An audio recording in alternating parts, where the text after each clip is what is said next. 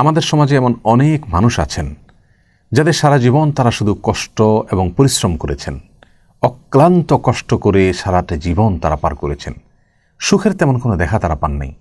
অনেক স্বপ্ন তারা অন্তরে লালন করেছেন, বুক ভরা আশা তাদের ছিল, কিন্তু সেগুলো খুব একটা পূরণ হয়নি। এই আশাগুলোকে অপূর্ণ রেখে, স্বপ্নগুলোকে অপূর্ণ রেখেই তারা দুনিয়া থেকে চলে যেতে হয়েছে। এই টাইপের মানুষগুলো, যারা খেটে খাওয়া মানুষ, যারা পরিশ্রমী, যারা কষ্ট করেছেন, তাদের দিয়ে সমাজে অনেক কঠিন এবং কষ্টের কাজ সাধারণ মানুষ করিয়ে থাকে, কিন্তু তাদের তেমন কোনো স্বপ্ন পূরণ হয় না। এই টাইপের মানুষগুলো শুধুমাত্র তাদের ভিতরে যদি আল্লাহর প্রতি ঈমান থাকে এবং শিরক মুক্ত ইবাদত তারা করতে পারেন, আল্লাহ সুবহানাহু ওয়া তাআলার পক্ষ থেকে তাদের জন্য বিশাল বড় দুটি সুসংবাদ রয়েছে, যা বর্ণিত হয়েছে মুসনাদ আহমদের একটি হাদিসে। হাদিসটি বর্ণনা করেছেন আব্দুল্লাহ ইবনে আমর ইবনুল আস রাদিয়াল্লাহু তাআলা আনহু। নবী সাল্লাল্লাহু আলাইহি ওয়াসাল্লাম ইরশাদ করেছেন, হাল তাদরুনা আউওয়ালা মা ইয়াদখুলুল জান্নাতা মিন খালকিল্লাহ।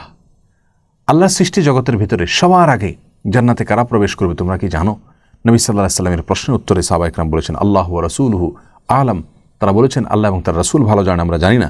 তখন নবী সাল্লাল্লাহু আলাইহি ওয়াসাল্লাম উত্তর করেছেন, জবাব বলেছেন, আউওয়ালু মা ইয়াদখুলুল জান্নাতা মিন খালকিল্লাহি আল ফুকারা ওয়াল মুহাজিরুন আল্লাযীনা তুসাদ্দু বিহিমুস সুগুর ওয়া ইউত্তাকা বিহিমুল মাকারিহ ওয়া ইয়ামুতু আহাদুহুম ওয়া হাজাতুহু ফি সাদরিহি লা ইস্তাতিউ লাহা কাদা।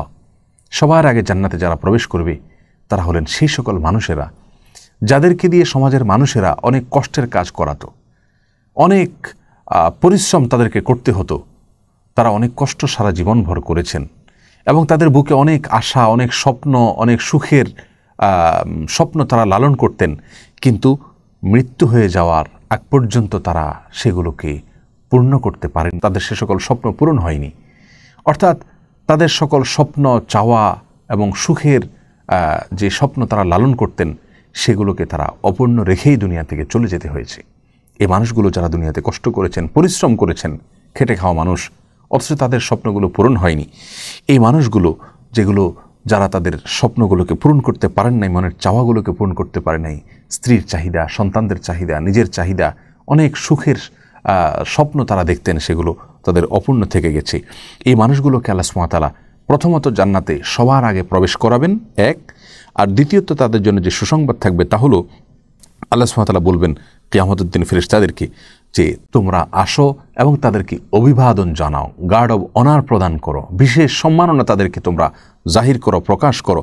এবং বিশেষ কিছু ফেরেশতাদেরকে আল্লাহ সুবহানাহু ওয়া তাআলা এই নির্দেশ করবেন। ফাতাকুল মালায়েকা, তখন ফেরেশতারা বলবেন, নাহনু সুক্কানুস সামাইক, আল্লাহ আমরা আকাশের বাসিন্দা আপনার, ওয়াখিয়ারাতু কামিন খালকিকা, এবং আপনার সৃষ্টি জগতের ভিতরে আমরা শ্রেষ্ঠ, উত্তম আমরা। আফাতা মুরুনা আন্নাতি হাউলাই, আমরা সম্মানজনক সৃষ্টি আপনার, আমরা আসমানে বসবাস করি, আপনি কি আমাদেরকে নির্দেশ করছেন যে এ সকল সাধারণ মানুষদেরকে আমরা সালাম করতে, অভিবাদন করতে, গাঢ় অনার দিতে? ফানুসাল্লিমু আলাইহিম ক্বাল, তখন আল্লাহ সুবহানাহু ওয়া তাআলা তাদেরকে বলবেন, ইন্নাহুম কানু ইবাদান ইয়াবুদুনি লা ইউশরিকুনা বি শাইআ।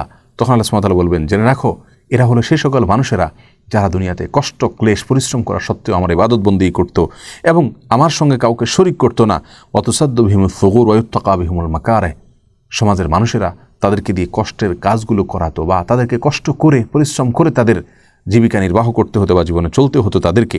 ওয়া ইয়ামুতু আহাদুহুম ওয়া হাজাতুহু ফি সাদরিহি লা ইস্তাতিউ লাহা কাদা, তাদেরকেও মৃত্যুবরণ করলে তাদের বুক ভরা স্বপ্নগুলোকে অপূর্ণ রেখেই মৃত্যুবরণ করতে হতো। অনেক স্বপ্ন ছিল, সেগুলোকে তারা পূর্ণ করতে পারতো না। আজ তাদেরকে আমি চাচ্ছি যে তোমরা অভিবাদন জানাও।